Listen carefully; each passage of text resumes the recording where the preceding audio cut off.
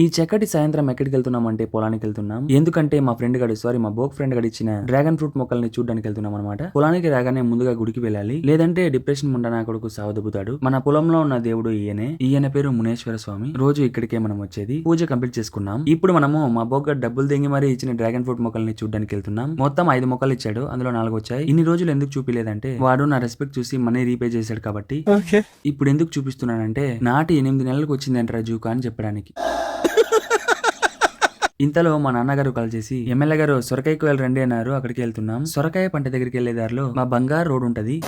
సొరకాయ పంట దగ్గరికి వచ్చేసాం. పని చేసేటప్పుడు వీడియో తీసానంటే మా అమ్మగారు నరుకుతారు, అందుకే గుద మూసుకుని పని అయ్యాక తీస్తున్నా. ఈ రోజు మొత్తం 15 బ్యాగులైనాయి. టెంపో కోసం వెయిట్ చేసుకుంటూ బోకులు లేని బోకురాజుకి సలాం కొట్టాం. దాంతో పాటు మన సునీతమ్మకి హాయ్ చెప్పి ప్యాంపరింగ్ చేస్తా ఉంటే టెంపో వచ్చింది. టెంపోకి లోడ్ చేసి పంపించేసి మేము ఇంటికి వచ్చేసాం. ఈ వీడియోకి ఇంతే. నేను బాయ్.